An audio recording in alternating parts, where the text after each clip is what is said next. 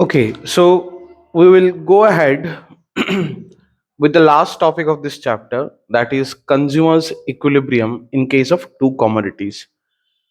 Okay, now in consumers equilibrium in case of two commodities, हमें basically दो conditions को what to से follow करना होता है या फिर इंश्योर करना होता है कि ये दो कंडीशंस फुलफिल कर रहा हो.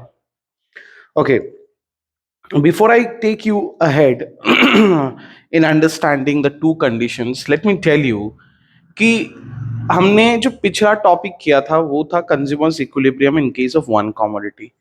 And now it is quite obvious कि कोई भी कंज्यूमर सिर्फ और सिर्फ एक कमोडिटी तो कंज्यूम नहीं करता होगा, वो एक से ज्यादा ही कंज्यूम करता होगा. तो जब एक कंज्यूम करता है तो कंज्यूमर का इक्विलिब्रियम पॉइंट क्या होता है वो तो हमने समझा. क्या होता है? MUX in terms of money must be equal to price of that particular commodity, या फिर MUX by price of X is equal to MUM होना चाहिए. राइट? हमने समझा था कि MUX by PX जो है, दिस इज नथिंग बट अगर 1 रुपए खर्चा करे तो हमें कितना सेटिस्फैक्शन मिल रहा है या फिर मिलेगा. And what is MUM? MUM is basically 1 रुपए खर्चा करके मुझे कितना सेटिस्फैक्शन मिलना चाहिए, I mean expectation. Okay, now when we go ahead with two commodities, देखो टू कमोडिटीज के केस में हमें दो कंडीशंस चेक करना है. पहला कंडीशन है MUX by PX is equal to MUY by PY, that should must equal to the MUM. okay, and जो दूसरा कंडीशन है वो क्या है? That MU must fall as and when the consumption increases.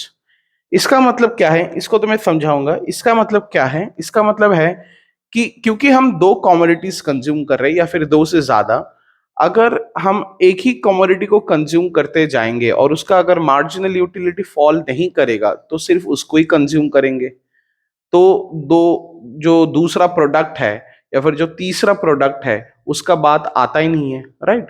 तो हमें law of diminishing marginal utility को दिमाग में रख के ये लॉ को समझना है कि भाई अगर एक कमोडिटी तुम ज्यादा खाते जाओगे तो उसका मार्जिनल यूटिलिटी फॉल करेगा एंड हेंस तुम्हें ये चीज रैशनल लगेगा कि मैं अब दूसरा कमोडिटी खाता हूं बिकॉज उसमें मुझे ज्यादा यूटिलिटी मिल सकता है. Okay, now before I go ahead मैं एक चीज बता दूं. इस व्हाट टू से consumers equilibrium in case of two commodity को कुछ और नाम से भी जाना जाता है, जैसे कि law of substitution, law of maximum satisfaction and Gossen's second law भी कहा जाता है इसको. राइट? ओके, मैंने यहाँ पर पहला कंडीशन लिखा, इसको तो मैंने समझा दिया. इसको थोड़ा समझते हैं, इसको फिर भी हम लोग आगे जाके एक बार और समझने वाले हैं. ओके, नाउ ये MUX by PX ये क्या है, इसके बारे में हमने पहले ही आइडिया लेके रखा था. इसका मतलब होता है कि अगर मैं 1 रुपए खर्चा करूं तो मुझे कितना सेटिस्फेक्शन मिलेगा. करेक्ट? कितना सेटिस्फेक्शन मिलेगा, that is basically MUX by price X. And what is MUY by PY? It refers to the same thing. It refers to the same thing, but just with respect to good Y, right? And what is MUM? MUM is nothing but the satisfaction that you expect if you spend ₹1. This is basically MUM. ठीक है? तो basically यहां पर क्या बोला जा रहा है कि हम जो लास्ट रुपी स्पेंड करेंगे, एक्चुअली मुझे यहां पर एक और चीज लिखना था, that is the last rupee spend. तो ध्यान से सुनो, जब भी हम लास्ट रुपी स्पेंड करेंगे कमोडिटी एक्स के ऊपर तो मुझे जो सेटिस्फैक्शन मिलेगा दैट मस्ट इक्वल टू जो मैं लास्ट रुपी खर्चा करने वाला हूं वाई कमोडिटी के ऊपर, वहां पर जो मुझे सेटिस्फैक्शन मिलेगा दैट मस्ट इक्वल टू जो मुझे एक्सपेक्टेशन है 1 रुपए खर्चा करके सेटिस्फैक्शन मिलने का. यू गेट द पॉइंट और नॉट? तो मैं इसको थोड़ा इजी करके बताता हूं.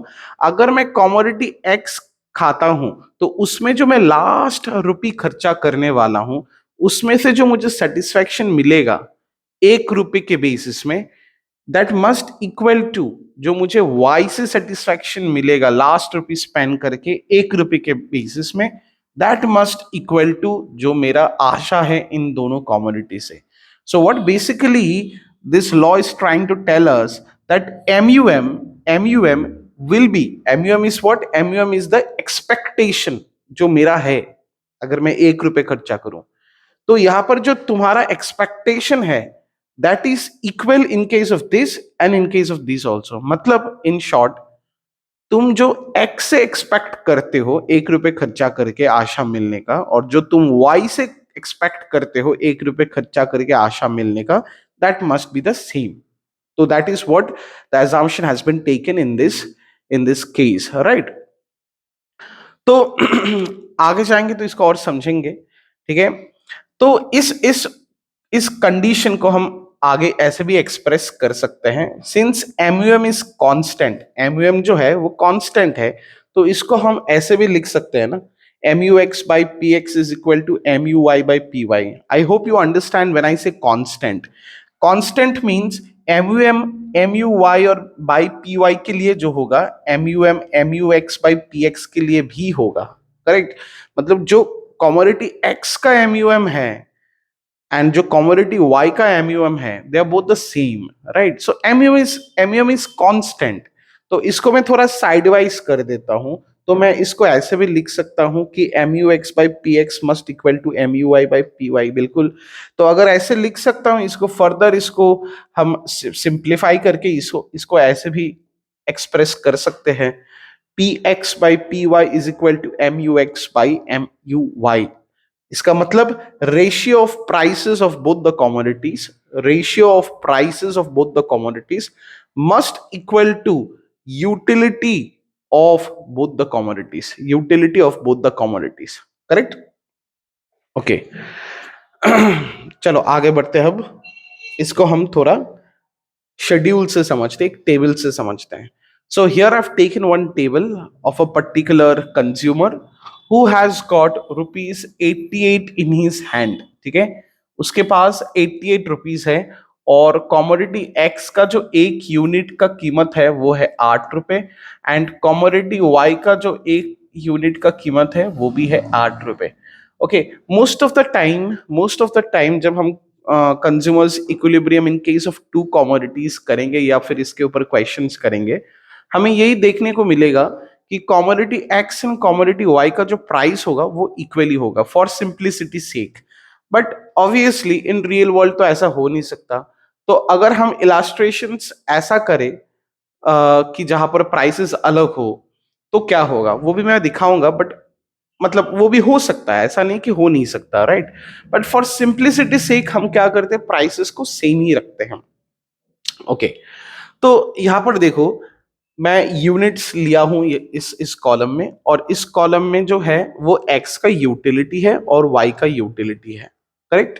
तो अगर मैं एक यूनिट खाता हूं X का, तो मुझे 88 का यूटिल्स मिलता है, सेटिस्फैक्शन मिलता है. By the way, this is not in terms of money, right? This is not in terms of money. इसको मनी फॉर्म में एक्सप्रेस नहीं किया गया है और मुझे चाहिए भी नहीं. ओके, जो कि सिंगल कमोडिटी केस में हम लोग करते हैं, बिकॉज वहां पर हमें marginal utility in terms of money को प्राइस के साथ इक्वल कराना होता है. ठीक है, हालांकि अगर मैं एक कमोडिटी Y का खाता हूं तो मुझे 40 का ही सेटिस्फैक्शन मिलता है.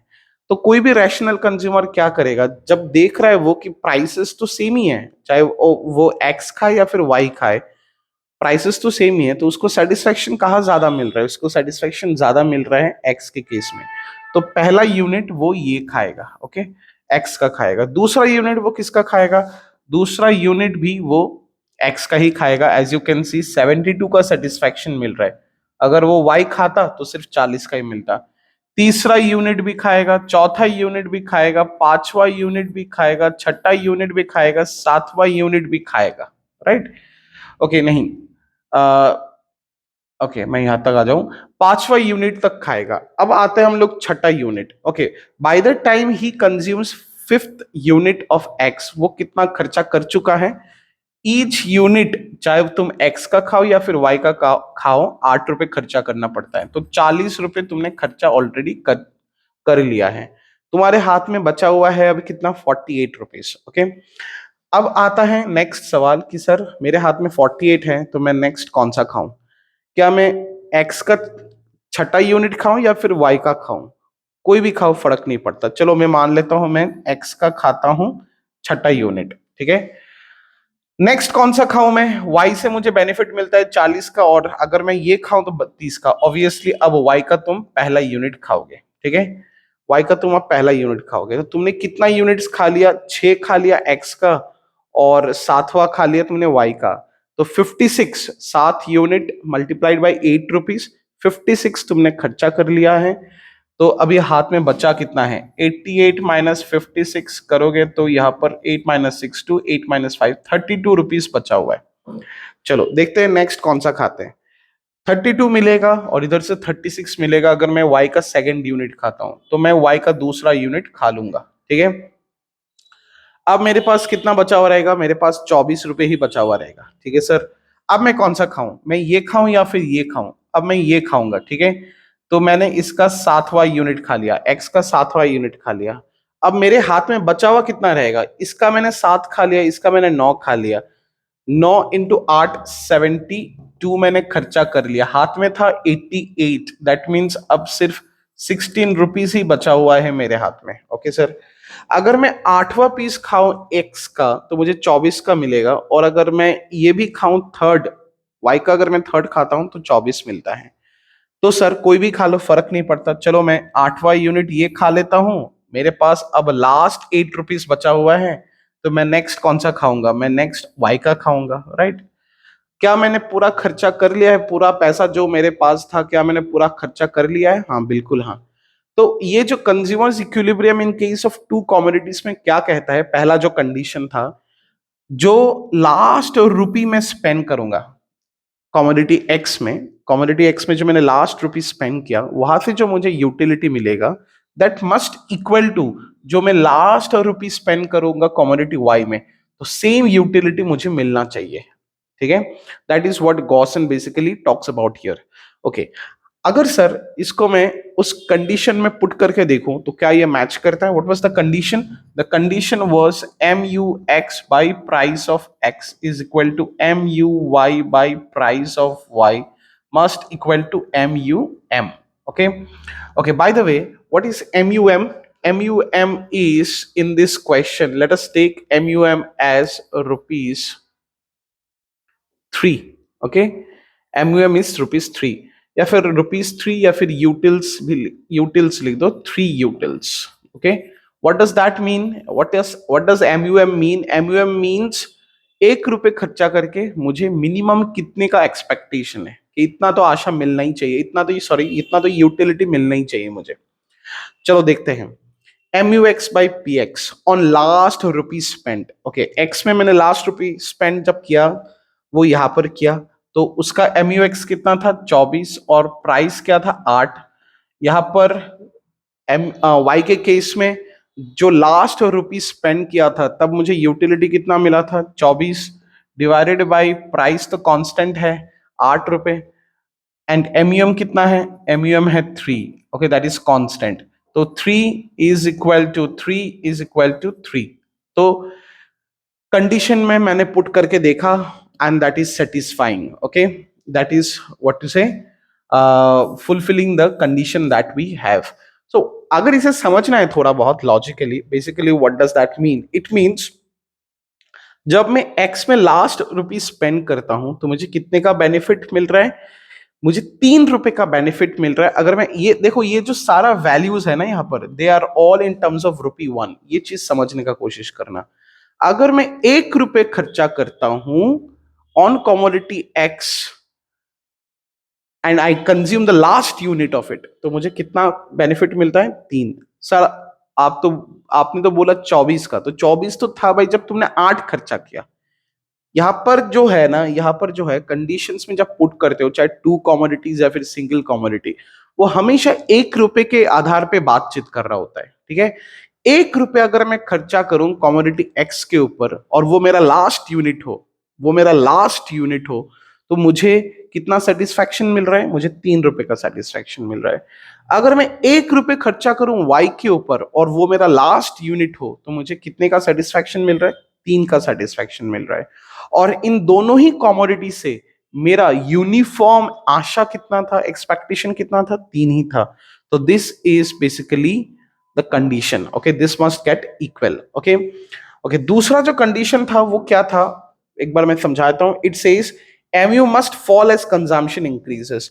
देखो, मैंने एक्स का बहुत सारा कॉमोडिटीज खाया, ठीक है। क्यों खाता गया? बिकॉज वाई से जो यूटिलिटी मिल रहा था वो फिर भी कम ही मिल रहा था कंपेयर टू एक्स। बट फिर भी एक्स का यूटिलिटी फॉल किया ना, एक टाइम पे तो जाके तुमने वाई में शिफ्ट किया। अगर मान लो ये यूटिलिटी इतना कंजम्पशन करने के बाद भी अगर फॉल नहीं करता, तो क्या तुम दूसरा कमोडिटी में शिफ्ट करते? नहीं करते ना। तो अगर करते ही नहीं, तो ये marginal utility in case of to commodities वाला टॉपिक पढ़ने का मतलब क्या है? ठीक है, तो यूटिलिटी फॉल होना चाहिए, तभी जाके हम दूसरा कमोडिटी में शिफ्ट करेंगे, राइट। ओके, अब इससे हम लोग एक डायग्राम बना के देखते हैं। This is the point of equilibrium. Okay, देखो देखो यहाँ पर अब 3 चीजें हैं। एक तो यूनिट्स है, इसके बाद यूटिलिटी है एक्स का और यूटिलिटी है वाई का। तो मैंने इस साइड में ले लिया मार्जिनल यूटिलिटी, ठीक है। इस साइड में मैंने मार्जिनल यूटिलिटी ऑफ एक्स ले लिया, और इस साइड में मैंने मार्जिनल यूटिलिटी ऑफ वाई ले लिया, और नीचे में यूनिट्स ले लिया। इस साइड एक्स एक्स एक्स ले लिया और इस साइड वाई ले लिया। तो अगर देखा जाए, अगर इसको प्लॉट करके देखोगे, तो this is the point of equilibrium. By this point मैंने एक्स का 8 यूनिट्स खा लिया है, okay. And by this point मैंने वाई का 3 यूनिट्स खा लिया है, okay. And this is the point जहां पर मुझे सेम सेटिस्फैक्शन मिला था, that is 24। You can see here 24 ये वाई का है, एंड 24 दिस इज एक्स का। So this is the point of equilibrium. With this, we wind up with this chapter. In our next chapter, we will go ahead with ordinal approach. That is, what to say, where we do not measure utility in terms of cardinal numbers. Rather, we give rank. We believe in orders. Okay, जिसको हम लोग what to say ordinal approach भी कहते हैं. So we'll do that in our next class.